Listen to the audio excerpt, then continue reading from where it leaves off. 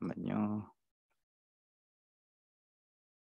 네, 제가 말씀드릴 거는 5월 20일에 NEJM에 게재된 논문이고요. 그 듀얼 챔버 리리스 페이스메이커에 대해서 휴먼에서 적용했을 때 SFTR 에피커시에 대해서 보고한 논문이 되겠습니다. 잘 아시다시피 트랜스페런스 페이스메이커는 포켓 그리고 리드 릴레이티드 컴플리케이션이 잘 알려져 있는데 이런 그 컴플리케이션을 극복하기 위해서라도 리디스 싱글 챔버 페이스메이커를 적용하고 있고 실제로 트랜스베너스보다 더 적은 컴플리케이션을 보인다고 알려져 있습니다. 하지만 직접적으로 그동안 에이트리얼 페이싱을 적용할 수 없고 지속적인 에이트리얼 벤트리큘러 싱크로니를 유지할 수가 없어서 전체 페이스메이커 인디케이션 환자의 20%에서만 리디스 페이스메이커를 적용하고 있는 실정입니다. 이 연구는 이제 바이디렉셔널 커뮤니케이션이 와이어리스로 되는 듀얼 챔버 리드 페이스메이커를 사용한 연구이고 이들의 세이프티와 퍼포먼스를 휴먼에서 이제 어, 분석한 그 최초의 논문이라고 할 수 있겠습니다. 에보트에서 나온 아베이어라는 발음이 맞는지 모르겠습니다만 리드 페이스메이커 시스템을 이용해서 분석한 논문이고 싱글암 스터디입니다. 프라이머리 엔드포인트는 3개월째 이제 전부 다 확인이 되었고 총 300명의 환자들이 인롤이 되었습니다. 인클루전 크라이테리아는 저희들이 성인에서 통상적으로 사용되는 페이스메이커의 인디케이션을 따랐고요. 익스클루전 크라이테리아로는 메커니컬 트라이커스피드 밸브가 있거나 IVC 필터가 있거나 이전에 이미 CID를 넣었거나 혹은 DBS와 같은 일렉트리컬리 액티브 임플란터블 메디컬 디바이스가 있는 환자들은 이 연구에서 제외가 되었습니다. 총 2개의 디바이스로 이제 구성이 되어 있고 레이더 어댑티브 브라디카디아 페이싱이 가능한 그런 시스템입니다. 각각의 리드리스 페이스메이커는 액티브 픽스드 헬릭스 디바이스로 구성이 되어 있고 전부 다 퍼큐테니어스리 카테터로 딜리버리가 가능을 합니다. 라이트 벤트리컬 리드리스 페이스메이커는 현재 저희들이 사용하고 있는 마이크로와 같은 리드리스 페이스메이커와 동일한 위치에 똑같이 이제 고정이 되었고 이제 비투빗 베이스로 와이어리스하게 에이트리얼 리리스와 벤트리큘러 리리스가 서로 커뮤니케이션이 된다고 다시 한번 강조를 하고 있습니다. 이게 그 실물 사진인데 이제 이게 A 리드용이고 이게 V 리드용입니다. 각각 이제 A 리드와 V 리드 이렇게 딜리버리 시스를 이용해서 액티브 픽세이션을 하게 되었고 엑스레이 상에서는 이와 같이 이제 관찰이 되게 됩니다. A와 V 두 페이스메이커 모두 6.5mm의 직경을 가지고 있고 액티브 픽세이션 헬릭스 구조이며 벤트리큘러 리디스 페이스메이커 같은 경우는 조금 더 길어서 38mm 그리고 에이트리얼 리디스 페이스메이커 같은 경우는 조금 더 짧아서 32mm의 길이를 가지고 있습니다. 한 싱글 프로시저에서 2개의 리드를 전부 다 넣는 것을 목표로 하고 플로로스코피의 사용을 필수로 권고를 하였으며 컨트라스트 인젝션은 필수는 아니지만 강하게 이제 레코멘드 되는 그런 상황입니다. 아이스를 이용한 로케이션 컨퍼메이션은 이제 옵션으로 사용이 되었습니다. 엔드포인트입니다. 프라이머리 세이프티 엔드포인트는 3개월 때 동안 3개월 때까지 임플란트 후 3개월 때까지 관찰된 모든 이제 컴플리케이션을 카운트를 하였고요. 퍼포먼스 엔드포인트로는 에이트리얼 캡처 스레시홀드가 3.0에 0.4 미만이면서 센스드 앰플리튜드가 P웨이브가 1.0 이상일 때를 이제 프라이머리 퍼포먼스 엔드포인트로 삼았고 이제 세컨더리 퍼포먼스 엔드포인트로는 3개월째 비질에서 AV 싱크로니가 얼마나 잘 맞는지를 확인하였던 것인데 AV 싱크로니가 5분 동안 팔로우업을 했을 때 70% 이상을 맞을 때를 성공적으로 AV 싱크로니가 맞다라고 정의를 하였습니다. 그래서 이런 프라이머리 세이프티 엔드포인트를 분석을 할 때는 3개월 팔로우업 이내에 사망한 사람들은 전부 다 제외가 되었고요. 임플란트 만약에 이제 최종적으로 A 리드가 임플란테이션 되지 않았다면 그거는 프로시저 페일리어로 간주하였다고 하였습니다. 네, 지금부터 이제 결과를 말씀드리겠습니다. 총 미국, 캐나다, 유럽 55개 센터에서 300명의 환자들이 인롤이 되었고요. 먼저 베이스라인 캐릭터리스틱스를 보시면 총 300명 중에 62.3%가 남자, 평균 나이 69세, BMI는 28.1로 다소 동양인보다는 확실히 서양인이 좀 세고가 있는 그런 환자들이 인롤이 되었고요. 이제 화이트, 백인이 66.7%로 주류를 차지하였습니다. 페이스메이커를 넣은 인디케이션은 3분의 2, 63.3%는 사이너스 노드 디스펑션이었고 나머지 33.3%에 대해서 AV 노드 블락으로 이제 페이스메이커를 넣은 경우였습니다. 과거 트랜스베너스 리드를 가지고 있다가 익스트랙션을 했던 환자들은 24케이스, 총 8%의 환자들이 이제 이 연구에 인롤이 되었었습니다. 그래서 프로시저 캐릭터리스틱스를 보시면 총 프로시저 타임은 평균 90분, 1시간 반 정도 걸려서 현재 저희들이 이제 마이크라 프로시저 타임을 생각했을 때 다소 좀 긴 프로시저 타임을 가지고 있고 토탈 플로로스코피 듀레이션 18분. 예, 깁니다. 그리고 평균 하루 정도 입원을 했었고 에이리드 임플란테이션 시에 리포지션을 한 번 이상 시행한 경우가 24%로 한 4분의 1 환자들은 한 번 이상 리포지션을 시도를 했던 것을 알 수 있습니다. 최종적으로 이제 타겟 사이트가 RA의 엔트룸, 그 오스 쪽입니다. 그래서 RA의 메디얼 혹은 라터럴 엔트럴에 최종적으로 픽세이션이 된 경우가 61%로 가장 많았고 나머지 환자들 그 A 리드 임플란테이션 사이트는 이와 같습니다. 그래서 최종적으로 시술이 성공한 사람은 이제 300명 중에 290단은 98.3%였고 2명의 환자는 A 리드를 넣지 못했고 3명의 환자는 AV 리드를 둘 다 넣었지만 원활한 커뮤니케이션이 되지 않아서 페일리어로 간주를 하였습니다. 마지막으로 이제 컴플리케이션 리절트를 보여주는 테이블 3를 보여드리겠습니다. 토탈 300명 중에 이제 29명의 환자에서 컴플리케이션이 35건이 이제 발생을 하였고 APB 세로이 진단된 경우가 9명 총 3% 환자에서 발생을 하였고 이제 디슬로치가 좀 중요한데 프로시저 중에 디슬로치가 된 게 총 5명의 환자에서 6건. 그 중에 이제 한 건은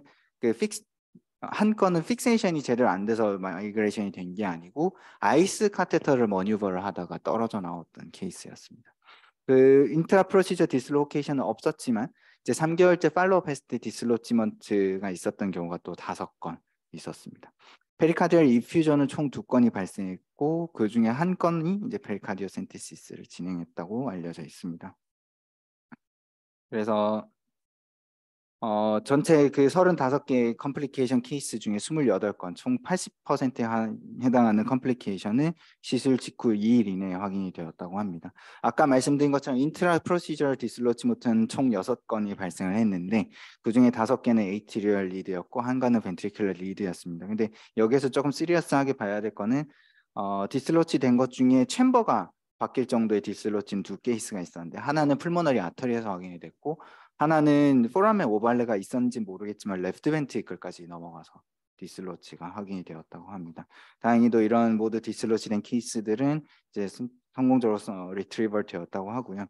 이제 인트라 프로시저가 아니라 팔로우 후에 이제 디슬로치가 확인된 거는 5개라고 말씀드렸는데 5개 모두 A 리드에 한해서 이제 디슬로치가 있었고 총 26일이 지난 후에야 이 디스로치가 확인이 되었습니다. 모두 성공적으로 퍼큐테니스 레하게 리트리버이 되었다고 하고요. 5개 중에 4개에 대해서 이제 라이트 에이티리엄 밖으로까지 이제 마이그레이션이 되었는데 3개는 RV에서 확인이 되었고 하나는 풀모너리 아터리까지 디슬로케이션이 되었던 게 확인이 되었습니다.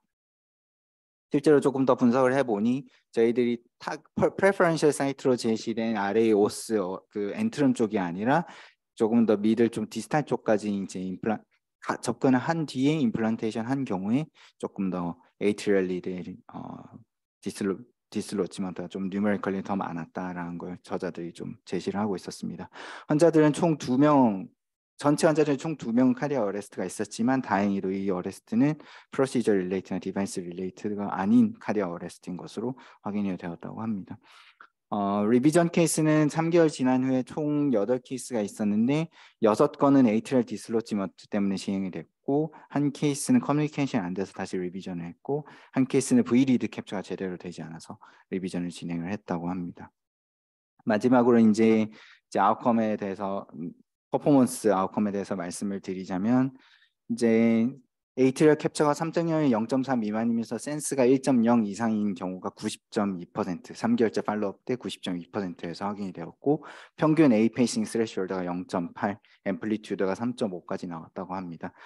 이런 페일리어의 원인으로는 6케이스에서는 페이싱이 제대로 안 들어가서였고 스레시홀드가 적절치 않아서였고 22케이스는 P-웨이브 센시티비티가 충분하지 않아서였다고 합니다. 하지만 이런 케이스들에 대해서 모두 리비전을 시행하지는 않았었습니다. 그 다음에 말씀드릴 거는 이제 싱크로니가 얼마나 잘 맞았냐인데 277명의 환자들에 대해서 싱크로니를 조사를 하였고요. 각 자세에 따라서 이제 5분 동안의 싱크로니가 100번 중에 몇 번이 맞았는지를 보여준 그런 케이스이고, 확실히 에이트리움에 직접적인 리드가 있어서인지 평균 97% 이상의 싱크로니가 유지가 되고 있었습니다. 해당 환자들은 적어도 한 개 이상의 챔버에 페이싱이 필요한 경우가 89%를 차지했습니다.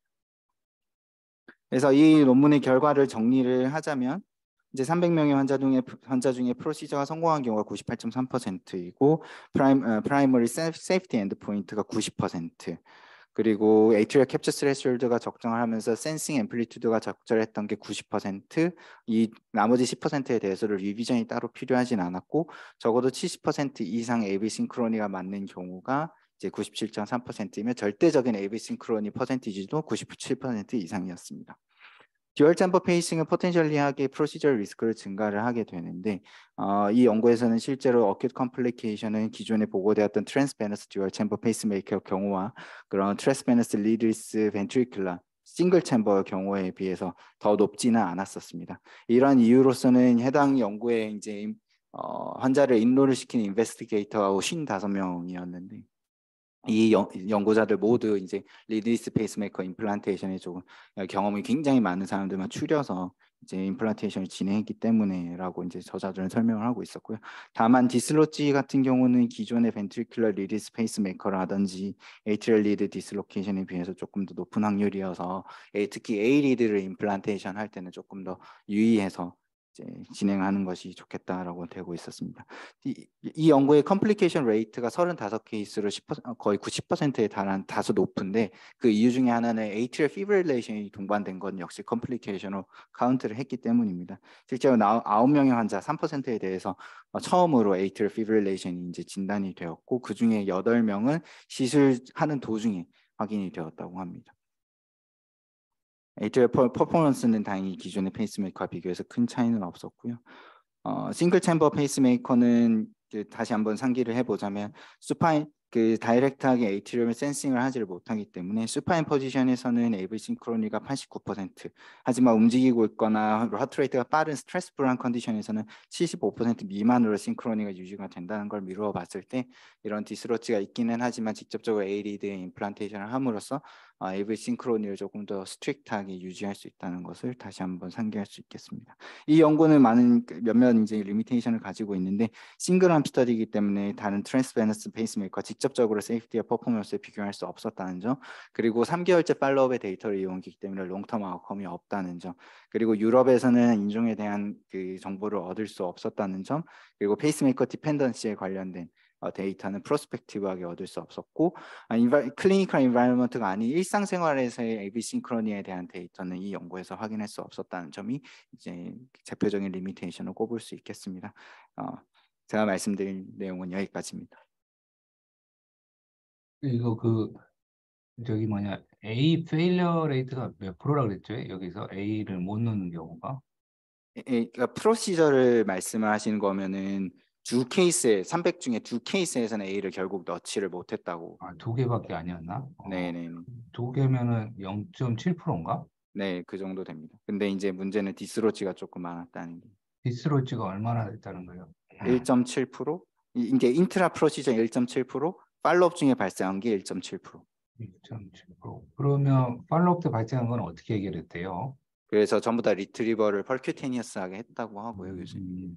그 그래서 구체적인 테크닉은 설명하진 않았어요. 어비어가 리트리브가 가능하기 때문에 이게 시스가 리트리브 시스가 있잖아. 그래가지고 이제 장점인데 그 보니까 어비어 시스로 마이크라 리트리브도 요즘은 한다고 또 붙어 있더라고. 그러니까 포스터 보다가 보니까 어비어시스를 가지고 이제 마이크라 리트리브 했다 그렇게 했다는 것도 있더라고요. 그러니까 어비어가 들어오면 아마 마이크라도 우리가 리트리브를 할 수 있을 것 같아 지금 분위기가. 그리고 이 퓨전은 지금 보면은 0.7인데 이게 뭐 수술까지 한 건 없다는 거구나. 네, 0.7. 수술은 없고 센테시스 한 케이스 있었다고 합니다. 생각보다 나쁘진 않네. 이게 A에서 컴플리케이션 생겼다, V로 컴플리케이션 생겼다 그렇게 구별이 되지는 않나 봐요. 지금. 아니요. 이게 인트라 프로시저 디스로 이 나머지 컴플리케이션이요, 교수님. 예, A 리드에 그거까지는 생겼다, 네. V 리드에 생겼다. 네, 그다음에 그거까지는. A 리드 중간에 뭐 이렇게 센싱 안 되고 그런 이야기는 전혀 없고. 중간에 센싱이 앰플리튜드가 1.0 미만이었던 게 음, 22건. 그래요. 알겠어요. 있었습니다. 알겠습니다. 네, 교수님 죄송합니다. 알았어요, 알았어. 그 V리드 어디다 붙여놨다, 그 사이트 뭐 그런 이야기는 없어, V리드. 네, V리드는 통상적인 방법으로 했다고 하고 있어요. 박태환 여기는 교수님 근데 지금 대부분 하셔가지고. 그 메인 피겨 보니까 다 그 에이펙스에다 했던데 그림 네, 보면. 로우 투 미드 septum이라고 돼 있었습니다, 여기에서. 근데 엑스레이 한번 봐봐.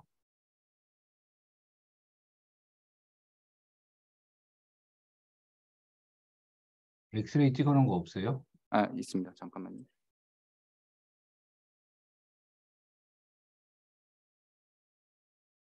아, 이 사람은 맞네. 로우 투 미드 세ፕ텀이 맞구나. 네. 아니 그 다른 EK 엑스레이 보면은 다 버튼에다가 에이펙스에다 그냥 해놨더라고. 엑스레이 모르고. 알겠어요.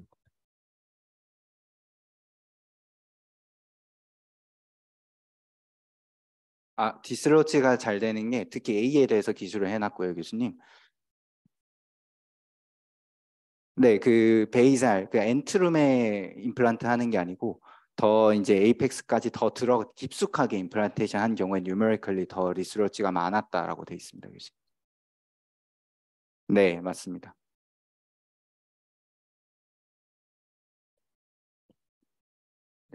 혹시 엄재승 교수님 하실 말씀은?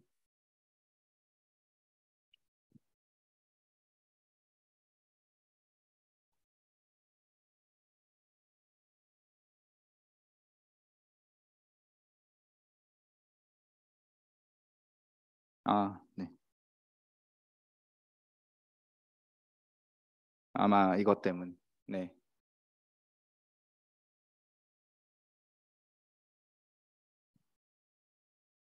네. 더 없으시면 마치도록 네, 하겠습니다. 네. 수고했어요. 감사합니다.